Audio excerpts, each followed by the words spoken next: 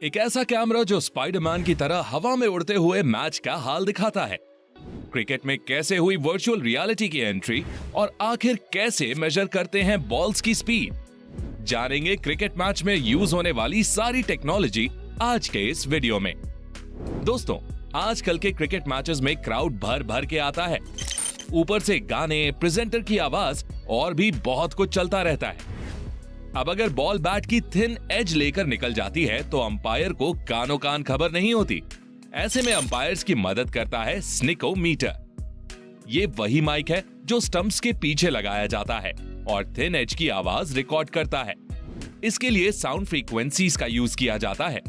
ये माइक्रोफोन छोटी से छोटी नॉइज को रिकॉर्ड कर लेता है।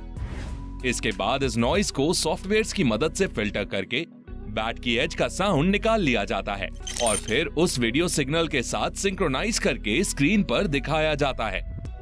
यहाँ आपने देखा होगा कि रिप्ले को बहुत स्लो मोशन में दिखाया जाता है, जिससे कि अंपायर हर फ्रेम में हुई एक्टिविटी को क्लियरली देख सके। इसके लिए मैदान में कई जगहों पर सुपर स्लो मोशन कैमरा लगाए जाते हैं, जो फुटेज को कैप्चर करके सुपर स्लो मोशन फॉर्मेट में दिखाते हैं। बैट की एज को डिटेक्ट करने के लिए आपने एक और गजब की टेक्नोलॉजी देखी होगी, जो है हॉटस्पॉट। इसके लिए ग्राउंड की ऑपोजिट साइड्स पर साइड स्क्रीन के पास 2 कैमरा लगाए जाते हैं। जब कोई बॉल बैट्समैन के बैट या पैड से टकराती है तो इससे उस एरिया में थोड़ी हीट क्रिएट होती है और ये कैमरास उसी हीट को ट्रेस कर लेते हैं। इंफ्रारेड में इस इमेज को देखने पर हमें ज्यादा हीट वाले एरिया पर व्हाइट स्पॉट दिखता है, जिसको देखकर अंपायर को पता चल जाता है कि बॉल कहां पर टकराई है।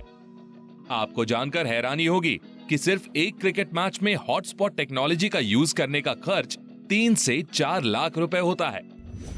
इसीलिए इसका यूज सिर्फ बड़े मैचेस में किया जाता है। वैसे क्या कभी आपने सोचा है कि मैच के दौरान अंपायर्स को इतना सब कुछ याद कैसे रहता है? मतलब एक ओवर की कितनी बॉल्स हो चुकी हैं, कितने ओवर्स फेंके जा चुके हैं और कितने रन्स बने हैं? इसके लिए अंपायर एक डिवाइस का यूज करता है, जिसे हम अंपायर क्रिकेट काउंटर कहते हैं।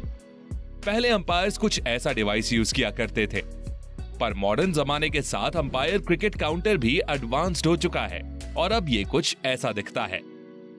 दोस्तों, आईपीएल के कई मैचेस में आपने अंपायर के सर पर कैमरा लगा हुआ भी देखा होगा। इस कैमरा की मदद से हम अंपायर की नजर से क्रिकेट के मैच को देख सकते हैं, लेकिन इससे मैच में काफी डिस्टर्बेंस क्रिएट होता है और इसलिए इसका ज्यादा यूज नहीं किया जाता। वैसे मैच में असली डिस्टर्बेंस तो बारिश क्रिएट करती है, सारा मजा किरकिरा हो जाता है। क्रिकेट को हमेशा से ही खुले मैदान में खेला जाता है, क्योंकि अक्सर बॉल हवा में काफी ऊपर चली जाती है। पर बारिश के खतरे को देखते हुए हमने क्रिकेट मैचेस में डोम्ड स्टेडियम्स का कॉन्सेप्ट भी देखा है। साल 2000 में ऑस्ट्रेलिया के विक्टोरिया में स्थित डॉकलैंड स्टेडियम में ऑस्ट्रेलिया और साउथ अफ्रीका का मैच हुआ था। ये इंटरनेशनल क्रिकेट में डोम्ड स्टेडियम में हुआ एकमात्र मैच है। इस स्टेडियम में बीबीएल के कुछ मैचेस भी खेले गए हैं। वैसे आपको बता दूं कि गुजरात के सूरत में दुनिया का पहला डेडिकेटेड क्रिकेट इंडोर स्टेडियम बनाया जा रहा है और आने वाले सालों में हम वहां पर मैचेस जरूर देख पाएंगे। हाँ, ये बात जरूर है कि डोम्ड स्टेडियम में खेलते समय लाइटिंग का स्पेशल इंतजाम भी करना होगा। अब बात चली है लाइटिंग की, तो आपने टेस्ट मैचेस के दौरान अक्सर अंपायर्स को लाइट कंडीशंस चेक करते हुए देखा होगा। इसके लिए अंपायर्स के पास एक लाइट मीटर होता है। क्रिकेट के मैदान पर खराब लाइट कंडीशंस बैट्समैन को खासा परेशान कर सकती हैं। और जरा इमेजिन करो कि कोई शोएब अख्तर जैसा बॉलर बॉलिंग कर रहा हो और बॉल ढंग से दिखे ही ना, तो बैट्समैन की तो डर के मारे हालत पतली हो जाएगी। शोएब अख्तर वही बॉलर हैं जिनके नाम क्रिकेट हिस्ट्री की फास्टेस्ट बॉल फेंकने का रिकॉर्ड है। अब ये सोच रहे होंगे कि बॉल की स्पीड कैसे चेक होती है, तो बॉल की स्पीड मेजर करने के लिए स्पीड गन या रडार गन का यूज किया जाता है। इस डिवाइस को साइड स्क्रीन के पास बॉलर की स्ट्रेट लाइन में लगाया जाता है, जिससे कि ये पिच की एक साइड से दूसरी साइड जाती हुई बॉल की स्पीड को मेजर कर सके। ये पिच की ओर रेडियो वेव्स भेजती है और फिर इन्हें रिसीव करके पिच के रिस्पेक्ट में इस पर मूव होने वाले ऑब्जेक्ट्स की स्पीड को कैलकुलेट कर लेती है। जैसे स्पीड मेजर करने के लिए हम डिस्टेंस इनटू टाइम करते हैं, वैसे ही पिच की लेंथ के हिसाब से रडार गन टाइम बता देती है कि कितने समय में बॉल बैट्समैन तक पहुंची है और फिर डिस्टेंस इनटू टाइम करके स्पीड पता चल जाती है। और इसे इमेज प्रोसेसिंग सॉफ्टवेयर की मदद से इंस्टेंटली स्क्रीन पर दिखा भी दिया जाता है। दोस्तों, जब कोई बैट्समैन एलबीडब्ल्यू होता है तो आपने उसके रिप्लेस में बॉल के पाथ का एक 3D विजुअलाइजेशन देखा होगा। इसमें हमें क्लियरली समझ आता है कि बॉल बॉलर के हाथ से किस हाइट से निकली, कहां पर टिप खाई और कहां पर जाकर लग रही है। तो आखिर इस सब के पीछे कौन सी टेक्नोलॉजी का यूज किया जाता है? ये कमाल हॉक आई टेक्नोलॉजी पर बेस्ड बॉल ट्रैकिंग का होता है। इसके लिए ग्राउंड के अलग अलग एरियाज में टोटल 6 कैमरा लगाए जाते हैं। ये कैमरा बॉल की ट्रेसिंग करके एक 3D विजुअलाइजेशन क्रिएट कर देते हैं और इससे हमें पता चलता है कि पैड पर लगी बॉल स्टंप से जाकर टकराएगी कि नहीं। ये आपको काफी सिंपल सी टेक्नोलॉजी लग रही होगी, पर क्या आप जानते हैं कि इसके लिए उन कैमरास को बॉलर के हाथ से छूटी बॉल की हर 1/100 सेकंड की लोकेशन को एग्जैक्ट ट्रैक करना होता है, तब जाकर हमें एक फेयर रिजल्ट मिल पाता है। वैसे अब तो बॉल में भी काफी एडवांस्ड फीचर्स आ चुके हैं। हाल ही में ऐसी बॉल्स रिलीज की गई हैं जिनके अंदर एक डिवाइस लगा हुआ होता है।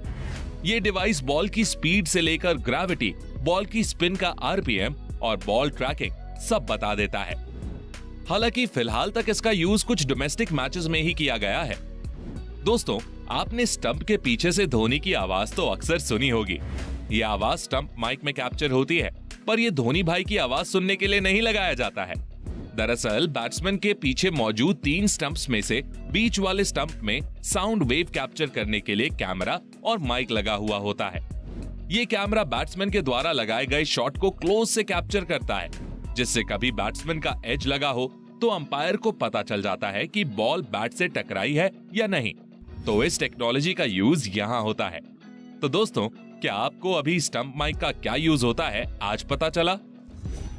अब बात चली है स्टंप्स की, तो इसकी बेल्स भी आजकल काफी एडवांस्ड हो चुकी हैं। आईपीएल में आपने एलईडी वाली बेल्स तो देखी ही होंगी। आपको बता दूं कि इनके एक पेयर की कीमत 2 लाख रुपए होती है। लेकिन आखिर इनमें ऐसा क्या खास है? तो दोस्तों, इन बेल्स के अंदर लगी एलईडी को जलाने के लिए बैटरीज लगी हुई होती हैं। जैसे ही इन्हें थोड़ा सा हिलाया जाता है, वैसे ही ये एलईडीज जलने लगती हैं। इसके लिए इनके अंदर मोशन सेंसर्स लगे हुए होते हैं। अब बात करते हैं स्पाइडर कैमरा की। इसके दर्शन भी आपको ज्यादातर आईपीएल मैचेस के दौरान ही होते हैं। स्पाइडर कैमरा क्रिकेट मैचों के कवरेज में बहुत बड़ा इंप्रूवमेंट है, क्योंकि ये व्यूअर्स को एक एंगुलर व्यू देता है, जिससे मैच काफी इंटरेस्टिंग भी दिखाई देता है।